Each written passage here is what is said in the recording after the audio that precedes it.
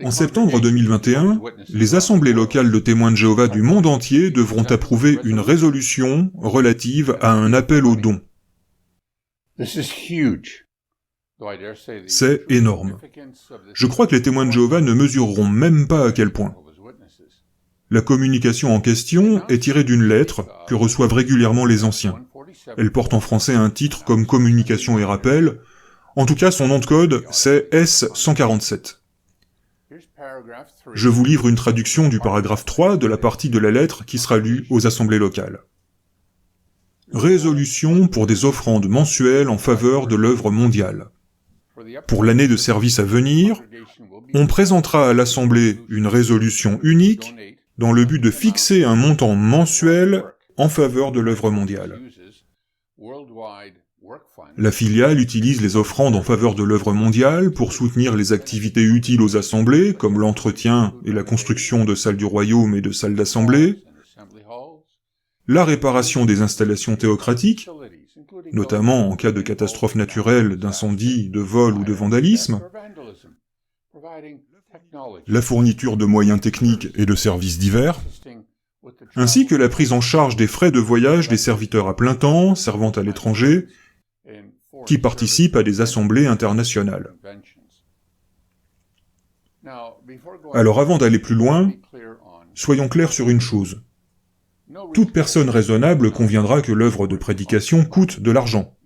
Même Jésus et ses disciples avaient besoin d'argent. Luc, chapitre 8, versets 1 à 3, parle d'un groupe de femmes qui ont subvenu matériellement aux besoins de notre Seigneur et de ses disciples. Peu après, il alla de ville en ville et de village en village pour prêcher et annoncer la bonne nouvelle du royaume de Dieu. Les 12 étaient avec lui, ainsi que quelques femmes qui avaient été délivrées d'esprits méchants et guéries de maladies. Marie, qu'on appelait la Magdaléenne, et de qui 7 démons étaient sortis. Jeanne, la femme de Chouza, un fonctionnaire d'Hérode. Suzanne, et beaucoup d'autres femmes qui utilisaient leurs biens pour les servir. Luc chapitre 8, versets 1 à 3, traduction du Monde Nouveau. Pourtant, et c'est là le point essentiel, Jésus n'a jamais demandé d'argent, ni à ces femmes, ni à personne d'autre. Les gens faisaient des contributions volontaires en fonction de l'esprit qui les animait, afin de couvrir les besoins de ceux qui effectuaient l'œuvre de prédication de la bonne nouvelle. Bien sûr, ces femmes avaient largement bénéficié du ministère de Jésus, avec des guérisons miraculeuses, et un message qui libérait les femmes du statut subalterne qu'elles occupaient dans la société juive. Elles aimaient vraiment notre Seigneur, et c'est cet amour qui les a poussées à utiliser leurs biens en faveur de l'œuvre. Cela dit, jamais Jésus et ses apôtres n'ont sollicité de l'argent. Ils comptaient sur des offrandes entièrement volontaires qui viennent du cœur. Ils mettaient leur foi en Dieu, convaincus qu'ils soutenaient leur œuvre. Ces 130 dernières années, la société Tour de Garde a souscrit sans réserve à l'idée selon laquelle l'œuvre de prédication devait être financée par des offrandes entièrement volontaires. Voici par exemple ce qu'on lisait dans la Tour de Garde en 1959. En août 1879, ce périodique déclarait « La Tour de Garde de Sion a, nous le croyons, Jéhovah comme soutien. Et tant qu'il en sera ainsi, elle ne demandera ni ne sollicitera jamais l'appui des hommes. Quand celui qui dit « Tout l'or et tout l'argent des montagnes sont à moi » ne daignera plus pourvoir aux fonds nécessaires, nous comprendrons que le moment est venu d'en suspendre la parution. Jamais la société n'en a suspendu la parution, et aucun numéro de la Tour de Garde n'a jamais fait défaut. Pourquoi ? Parce que pendant près de 80 ans, depuis que la Tour de Garde a fait connaître sa position de confiance en Jéhovah Dieu, la société ne s'est jamais départie de cette ligne de conduite. Qu'en est-il aujourd'hui ? La société maintient-elle toujours cette position ? Oui. La société vous a-t-elle déjà demandé de l'argent ? Non. Jamais les témoins de Jéhovah ne demandent de l'argent. Jamais ils ne sollicitent de fonds. La Tour de Garde du 1er mai 1959, page 285, édition anglaise. En 2007, cette croyance n'avait toujours pas changé. Dans l'article de la Tour de Garde du 1er novembre 2007 intitulé « L'argent est à moi et l'or est à moi », l'organisation moderne a repris la déclaration de Russell à son compte. Et voici ce que déclarait plus récemment Stephen Lett, membre du Collège central, dans l'émission de JW Télédiffusion en mai 2015. Et c'est compréhensible, parce que nous ne voulons en aucun cas être assimilés à ces organisations, religieuses ou autres, qui forcent leurs membres à verser de l'argent. Comme vous le savez, pendant plus de 130 ans, l'organisation de Jéhovah n'a jamais réclamé d'argent, et ce n'est certainement pas aujourd'hui qu'elle va commencer à le faire. L'organisation a souvent regardé de haut les autres religions en critiquant leur manière de recueillir les dons. Voyez par exemple cet extrait de la tour de garde du 15 janvier 1966 dans l'article « Pourquoi pas de collecte ?» Forcer, par des moyens persuasifs, les membres d'une congrégation à donner de l'argent, et pour cela recourir à des procédés qui n'ont pas de précédent ou d'appui dans les Écritures, comme celui qui consiste à faire circuler un plateau pour la quête, ou à organiser des jeux de bingo, des soupers, des ventes de charité et des braderies, ou solliciter des promesses de dons, c'est avouer sa faiblesse.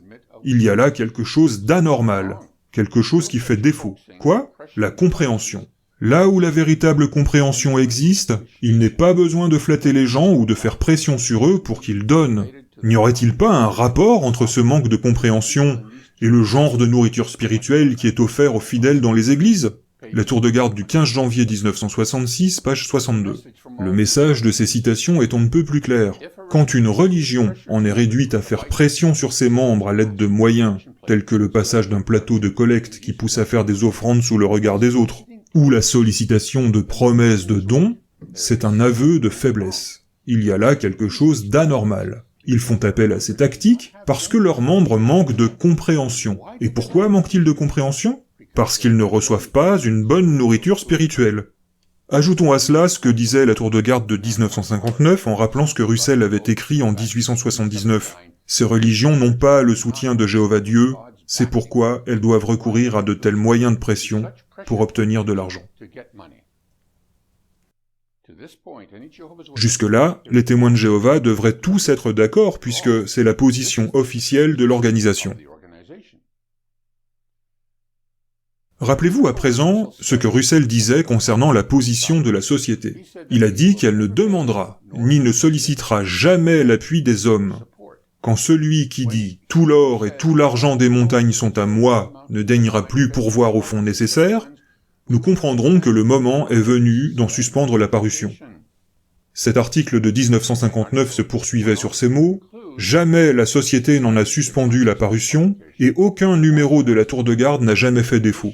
Pourquoi ? Parce que pendant près de 80 ans, depuis que la tour de garde a fait connaître sa position de confiance en Jéhovah Dieu, la société ne s'est jamais départie de sa ligne de conduite. Force est de constater que ce n'est plus vrai aujourd'hui. Pendant plus d'un siècle, la tour de garde a été l'outil principal de l'organisation pour annoncer la bonne nouvelle dans le cadre de l'œuvre mondiale de prédication. Pourtant, dans une volonté de réduction des coûts, cette revue de 32 pages en a été réduite à 16. Puis en 2018, elle est passée de 24 numéros par an à seulement 3. Vu qu'elle paraissait 2 fois par mois, et qu'elle ne paraît plus qu'une fois tous les 4 mois, l'argument selon lequel aucun numéro de la tour de garde n'a jamais fait défaut est caduc depuis longtemps. Mais ce n'est pas seulement une affaire de nombre de numéros imprimés. Selon leur propre dire,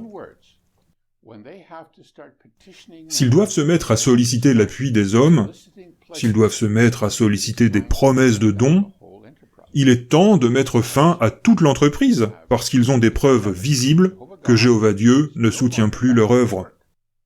Eh bien, ce moment est arrivé. En fait, ça fait quelques années qu'il est arrivé, mais ce dernier développement le montre comme jamais auparavant. Je m'explique. Les anciens sont invités à se rendre sur une page web sécurisée du site jw.org pour renseigner le montant de la résolution, sachant que chaque filiale a établi un montant par proclamateur pour les territoires qu'elle supervise. Voici les instructions pertinentes données aux anciens dans la lettre S-147. Résolution pour des offrandes mensuelles en faveur de l'œuvre mondiale. La résolution pour l'offrande mensuelle dont il est question dans la communication destinée aux assemblées locales est basée sur un montant mensuel par proclamateur conseillé par le bureau de la filiale. Le montant par proclamateur indiqué sur jw.org, dans la page web contenant le lien vers cette communication, doit être multiplié par le nombre de proclamateurs actifs dans l'Assemblée pour déterminer le don mensuel conseillé pour votre Assemblée. Voici les montants conseillés pour ce qui concerne les territoires couverts par la filiale des États-Unis. Le montant pour les États-Unis est de 8,25 $ par proclamateur. Ainsi, une assemblée de 100 proclamateurs est amenée à envoyer 825 $ par mois au siège mondial. Avec 1 300 000 proclamateurs aux États-Unis, la société s'attend à recevoir environ 130 millions de dollars par an des seuls États-Unis. L'organisation prétend qu'elle ne demandera ni ne sollicitera jamais l'appui des hommes, et nous avons lu qu'elle condamne les autres religions du fait qu'elles sollicitent des promesses de dons. Mais ça veut dire quoi au juste solliciter des promesses de dons? N'est-ce pas faire exactement la même chose que les associations ou les œuvres caritatives qui font des appels aux dons? Et cette lettre n'est-elle pas précisément une sollicitation de promesses de dons, un appel aux dons? Et c'est un appel particulièrement précis en plus. Imaginez que Jésus aille voir Marie et lui dise « Écoute-moi Marie, je veux que tu rassembles toutes les femmes, j'ai besoin d'un don qui s'élève à 8 deniers par personne. Fais-leur prendre la résolution de me donner cette somme tous les mois. » Ne nous laissons pas abuser par la formulation de cette lettre qui parle d'un don mensuel conseillé. Ça n'a rien d'un conseil ni d'une suggestion. Permettez que je vous fasse profiter de mes années d'expérience en tant qu'ancien concernant la façon dont l'organisation joue sur les mots. Leur engagement sur papier et sa mise en pratique sont deux choses bien distinctes. Les lettres adressées au Collège des Anciens seront toujours parsemées de mots comme suggestion, conseil, recommandation, encouragement.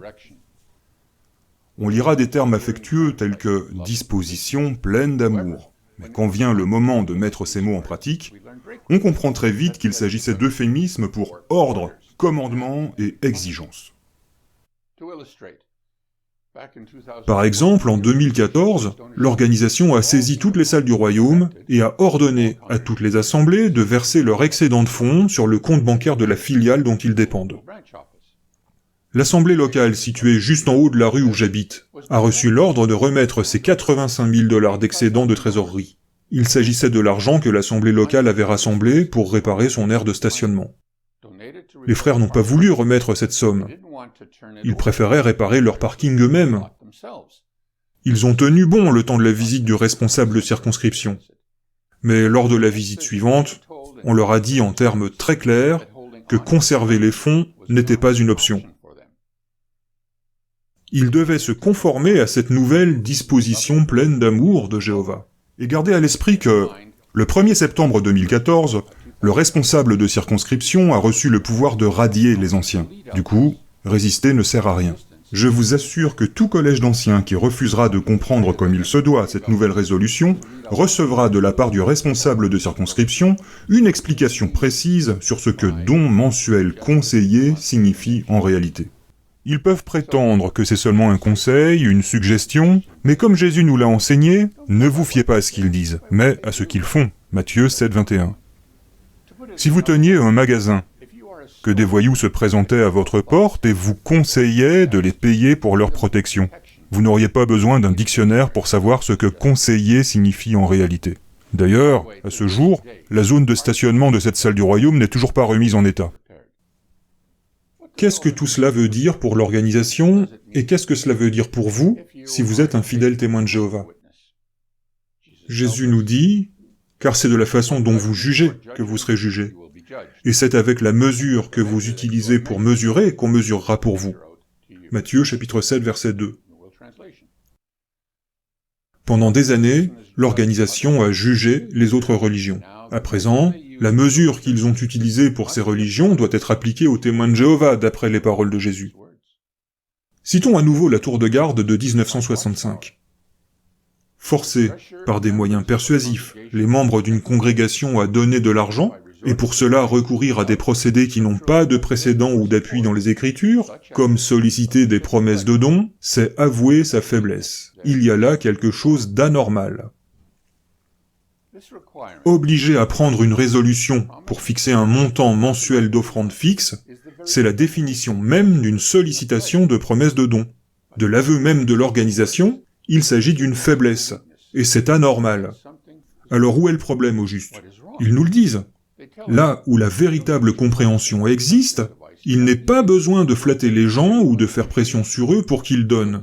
N'y aurait-il pas un rapport entre ce manque de compréhension et le genre de nourriture spirituelle qui est offert aux fidèles dans les églises? L'esclave fidèle et avisé a reçu la mission de nourrir les domestiques au bon moment. Mais si la véritable compréhension n'existe pas, c'est que la nourriture qu'il donne n'est pas bonne et qu'il a failli à sa mission. Et pourquoi cela se produit-il? Eh bien, revenons 30 ans en arrière. Selon les indications qui figuraient sur la tour de garde et Réveillez-vous en 1991, le tirage total de ces revues s'élevait à plus de 55 millions d'exemplaires par mois. Imaginez combien ça coûtait à produire et à expédier. En plus, l'organisation soutenait les surveillants de district, les surveillants de circonscription et des milliers de serviteurs dans les différents bétels et filiales partout dans le monde. Sans parler des milliers de pionniers spéciaux qu'elle soutenait financièrement avec une allocation mensuelle. De plus, elle envoyait des fonds pour la construction de milliers de salles du royaume partout dans le monde. D'où venait tout cet argent? D'offrandes volontaires, faites par des témoins zélés, qui pensaient ainsi contribuer à la prédication mondiale de la bonne nouvelle du royaume. Mais ces dernières années, les dons ont drastiquement diminué. Pour compenser, le Collège central a réduit son personnel de 25% à travers le monde en 2016. Il a également renvoyé tous les surveillants de district et a réduit considérablement le nombre de pionniers spéciaux, ce qui lui a permis d'économiser des millions de dollars par an. Bien sûr, leur production d'imprimés s'est considérablement amoindrie. 55 millions d'exemplaires de nos revues chaque mois, c'est du passé. Imaginez les économies que ça fait. Et au lieu de financer la construction de milliers de salles du royaume, ils en vendent des milliers et s'emparent de l'argent. Ils se sont également emparés de tous les excédents de trésorerie que les assemblées locales détenaient sur leurs comptes bancaires.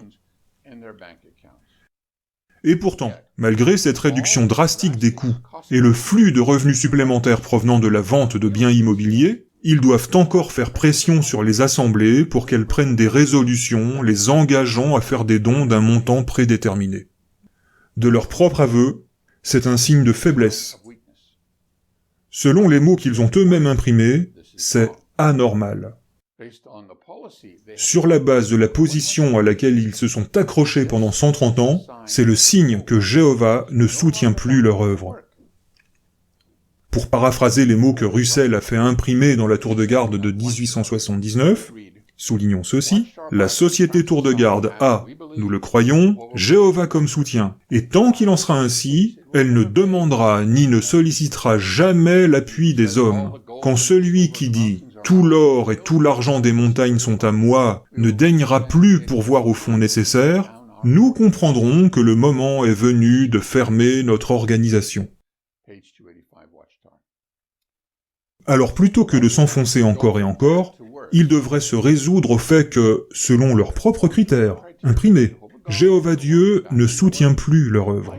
Et comment ça se fait? Ils ont réduit leurs coûts de manière drastique, ils ont pris les fonds excédentaires des assemblées, et ils ont empoché les revenus des ventes immobilières. Et pourtant, ils n'ont toujours pas assez de dons pour aller de l'avant, et ils ont dû recourir à cette tactique non biblique, solliciter des dons. Pourquoi? Eh bien, de leur propre aveu, leurs ouailles manquent de compréhension. Comment ça se fait? Selon la lettre qui sera lue, ces fonds sont nécessaires pour l'entretien et la construction de salles du royaume et de salles d'assemblée, la réparation des installations théocratiques, notamment en cas de catastrophe naturelle, d'incendie, de vol ou de vandalisme, la fourniture de moyens techniques et de services divers, ainsi que la prise en charge des frais de voyage des serviteurs à plein temps servant à l'étranger qui participent à des assemblées internationales. Si ce n'était que pour ça, les fonds continueraient d'affluer avec la bonne vieille méthode des dons volontaires. Si l'organisation avait été franche et honnête, Elle aurait précisé qu'elle a besoin de cet argent pour régler à hauteur de plusieurs millions de dollars les dommages et intérêts, ainsi que les pénalités qui font suite aux nombreuses poursuites judiciaires intentées contre la société dans de nombreux pays.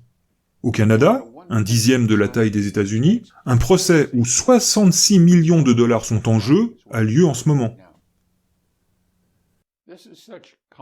Tout le monde sait bien que David Splane, du Collège central, a dû faire un discours lors de l'Assemblée régionale de cette année pour tenter de limiter les dégâts et de justifier les nombreuses fois où le Collège central a dû régler ses affaires à l'amiable. Pourquoi un sincère témoin de Jéhovah donnerait-il son argent durement gagné, en sachant que, au lieu de servir les intérêts du royaume, il va servir à financer les mauvais traitements infligés par la société aux enfants victimes de pédocriminalité? Certains diocèses de l'Église catholique ont fait faillite à cause des conséquences des scandales de pédophilie. Pourquoi les témoins de Jéhovah seraient-ils différents? D'après les critères que l'organisation elle-même a imprimés, Jéhovah ne soutient plus l'œuvre des témoins de Jéhovah. La preuve, ils sollicitent un soutien financier mensuel. Encore une fois, ce sont leurs critères, pas les miens. Ils versent des millions pour leurs péchés. C'est peut-être le moment maintenant de réfléchir sérieusement aux mots contenus en Révélation chapitre 18 verset 4. « Et j'ai entendu une autre voix venant du ciel dire « Sortez d'elle, mon peuple, si vous ne voulez pas participer avec elle à ses péchés, et si vous ne voulez pas subir avec elle les fléaux qui vont la frapper. » Quand on pioche dans notre propre argent pour faire un don à l'organisation, on participe avec elle à ses péchés, et on risque d'en payer le prix. Le Collège central n'entend plus son propre message selon lequel, quand celui qui dit « tout l'or et tout l'argent des montagnes sont à moi » ne daignera plus pourvoir aux fonds nécessaires, nous comprendrons que le moment est venu de mettre un terme à l'œuvre. Vous direz peut-être, mais on ne peut aller nulle part ailleurs. Si je pars, où aller? Révélation chapitre 18 verset 4 ne précise pas où aller. Il nous enjoint simplement à sortir. Nous sommes comme un petit enfant qui a grimpé à un arbre et qui ne peut pas en descendre. En bas, il y a notre papa qui nous dit « Saute et je te rattraperai ». Eh bien, il est temps pour nous de faire un saut dans la foi, confiant que notre Père Céleste nous rattrapera.